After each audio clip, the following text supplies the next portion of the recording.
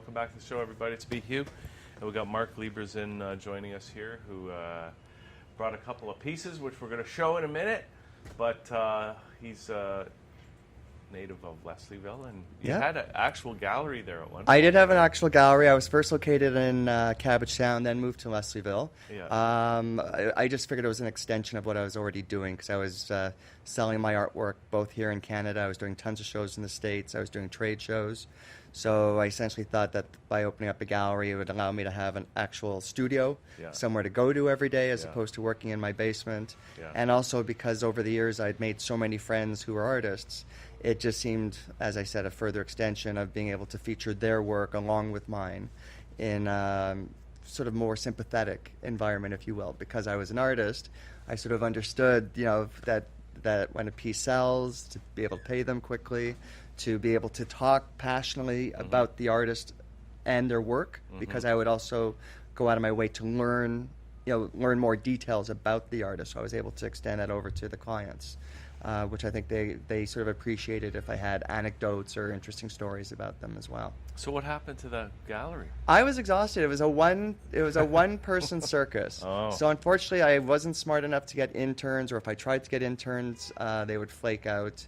And it was just, I was the curator, I was the artist, I was the business person, I was the go-to, I was the delivery person, I was the hanger-upper.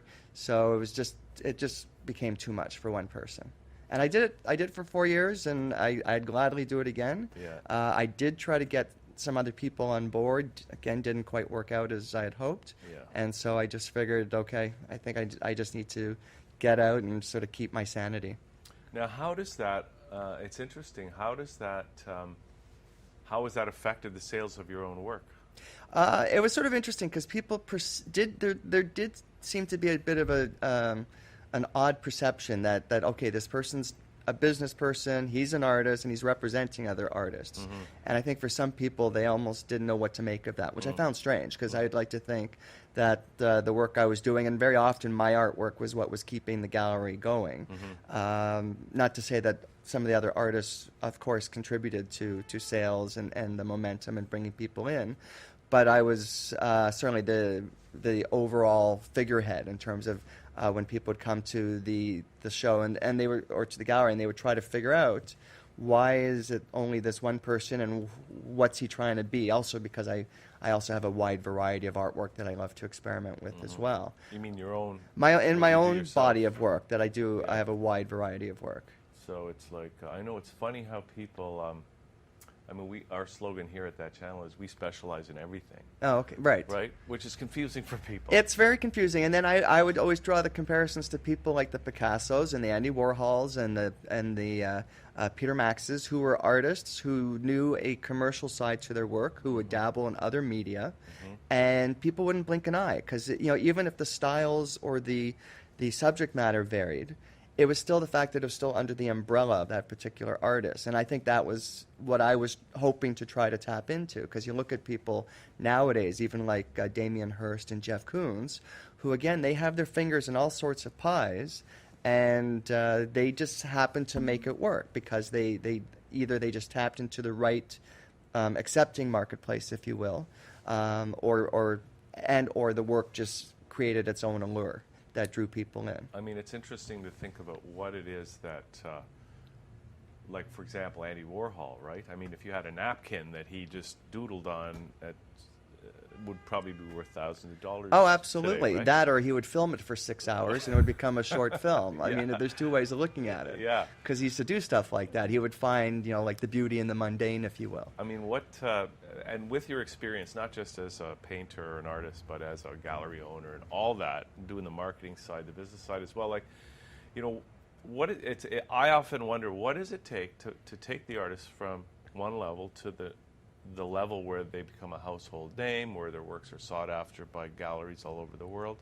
Well, I think obviously there's the idea of you would want to think the bottom line is the art itself will draw people in. And I've done shows, for example, I did a show in New York, I had a series of chair paintings, and someone picked it up on a blog, and it just went like wildfire. And soon afterward, the chairs that I had in this particular show had sold out, but then I was getting orders from overseas, and it just sort of fizzled a little bit, just the momentum kind of quieted. But it's things like that. It's those little sparks, and I think it's taking advantage of the internet, doing things like Instagram, Facebook, staying relevant, getting out there, and to some degree trying to make connections. It's that old idea that you have to be nice to everyone. In the gallery, I'd say hello to everyone because I didn't want anyone to feel like they were being ignored, whereas in some galleries, you're lucky if you get someone who even looks in your direction.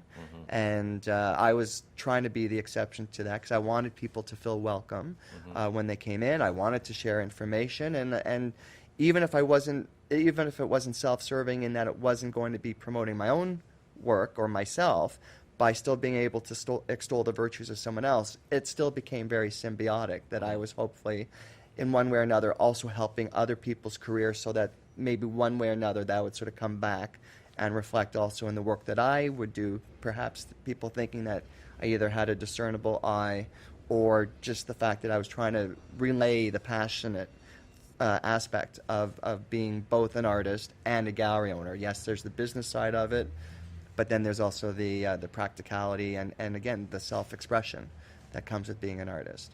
So being in that situation and dealing with the public, right? What is your sense of people in Toronto or people in Canada in general in terms of their willingness to, put original art on their walls or to invest in art? Well, it's funny. There's always different tiers when it comes to the art. I mean, you've got the higher end art, which will always have a marketplace because there's always people who are literally looking for something to spend their money on. And I think the advantage with something like art, it is something that there's an emotional call to it. Obviously a fur coat or a car, they're fleeting. They have to be changed. They get switched out from season to season. Art is essentially almost forever. There's usually an emotional punch that it holds. Yeah, I'm just thinking it's too, like when you talk about a car or a fur coat even, it's like depreciation, right? Well, it's depreciation, but again, I never, even with some of the artists whose work I carried, who I can see their prices were going up, and my work just through experience and having been around as well, the price points go up. That was never my selling goal. I mean, I never said this is an investment. I never used the I word because I never wanted people to think that this was going to be a stock commodity that they can go ahead and flip. I always said you buy with your heart, you buy with passion, and most importantly, if you can afford it, and if it's not going to cause a rift between you and your partner or whoever else has to look at it every day, that's really the goal. The funny thing I find with Canadians, and I being a Canadian myself, is they are much more cautious or strategic when it comes to buying art. Whereas I find when I do shows in the States, to some degree people want to know where you're from and they want to know some of your history. But the reality is if they like something and they can afford it and they know where they're going to put it, they'll just buy it. So I've had situations when I've done shows in the States where people can buy a piece that's several $1,000s and not even blink. And where here, it seems to be more that people need to see you time and time again. They need to see that you have a continual series of work.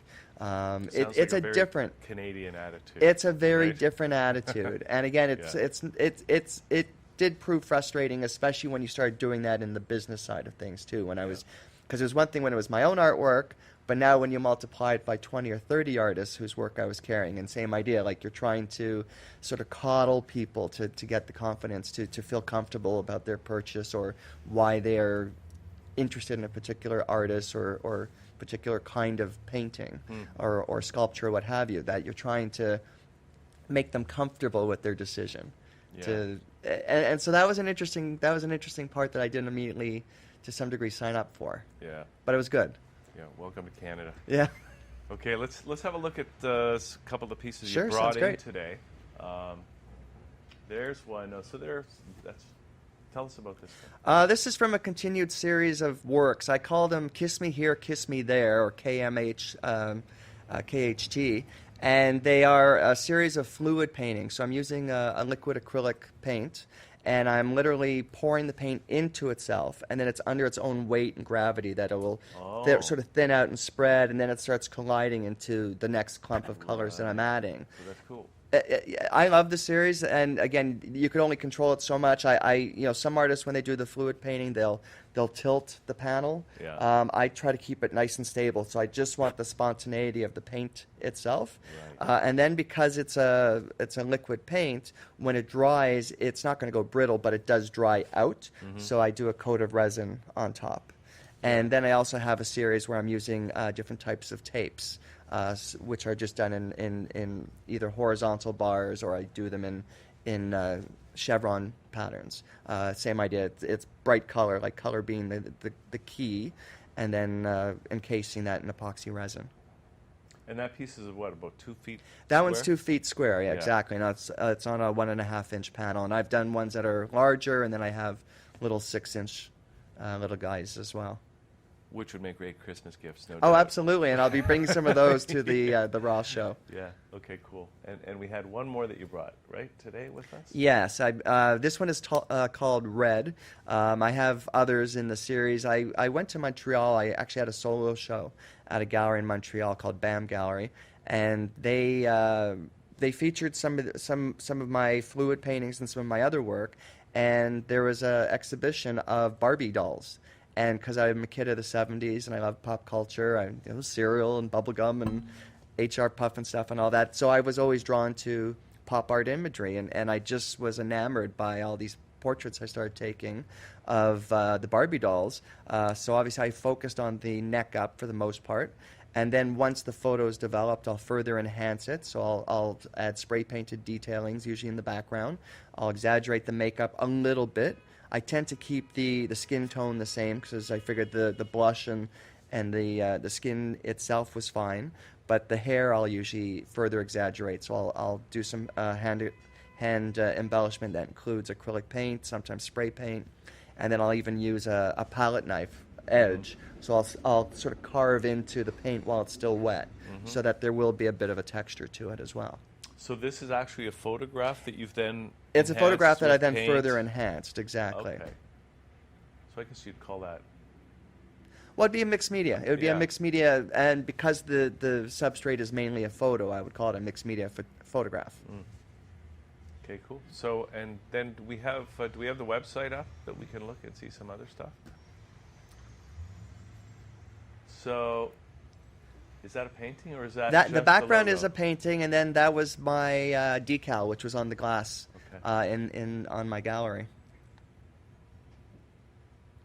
And then there's a subset if you wanted recent works by Mark, and you can see some of the on the left side. Okay. Now, are you going to have a booth at the Ross show? I will have a booth coming at up? the Raw. It's going to be next Thursday on the 15th. Okay. I believe I'm on the second floor in the sort of secondary bar area. Okay. Well, Joseph's trying to figure that out. Let's have a look at ourselves and. Yeah, because Joseph even on gives the his work. Raw site, you'll see some Yeah. of my other work as well. Okay, so I don't know if you can pull that up, but is the work that you could bring into the show, is it kind of along the lines of the two pieces that we Yeah, saw I'll here? probably actually bring these to the show, and then I have some of my striped pieces, and then I've got a few prints I've done, and I'll probably bring some other smaller painted works, obviously trying to limit things in terms of being portable and the size of the wall I have. Okay, and then what do you have in mind for the year coming up? Are you going to be painting any new stuff, or do you have any shows? Yeah, or- I'll be working on a few things. The first show that I have confirmed is in Chicago in April, and that's going to be their version of the One of a Kind show, the spring show. I like doing trade shows in the States, and I'm because they say yes and they have money. Chicago itself is just such a beautiful city. Yeah. So I sometimes try to tie in a few extra days whenever I do shows in the States. I always try to tie in a few days before or after. 2 months ago, I was in New York for the Affordable Art Fair, Yeah. and same I did. I was able to take some photos that I was able to use towards future work, and again, just being able to get my work out there one way or another. How did you manage to kind of get this exposure in the U.S.? Did you just decide to go down there? And, Essentially, yeah. I think yeah. probably the first U.S. show I did was about 15 or 16 years ago, and I can't recall if it was doing the New York Art Expo in New York City or the Chicago One of a Kind Christmas show. which was in 2000. And then also in Chicago, they had their own version of the Artist Project, which only lasted for a few short years. And I've done the shows here in Toronto, including the Artist Project and the Outdoor Art Exhibition and Riverdale Art Walk, Queen West Art Crawl. There used to be the Art Expo. I'll do the interior design show, home shows. So I try to mix doing both the outdoor shows and the indoor shows, just to get my work out there one way or another. And gallery representation. I will also want my work in other galleries as well. Let someone else do it for me. Well, people in Toronto can, thankfully, it's an indoor show at Yes. the Mod Club on the Yes. 15th, because it's getting kind of chilly out there. People can check you out there, and again, they can tune into your website, mjggallery.com. That's right, and find MJG out Gallery. Yeah, all and I'm about also on Instagram and Facebook, also as MJG Gallery, So just, Twitter, and all those fun things. Just keep typing MJG, and I'm sure something will pop up. Okay. Well, thanks, Mark, for coming in Oh, today. thank you. Great This is to great. see your stuff and have this conversation. Terrific. And Thank meet a you so neighbor, much. right? Yes, absolutely. Yeah, that's cool. Okay, so all the best. Thank you. All right, so we're going to take a little break, and we'll be back in a couple minutes with more here on liquidlounge.channel.com.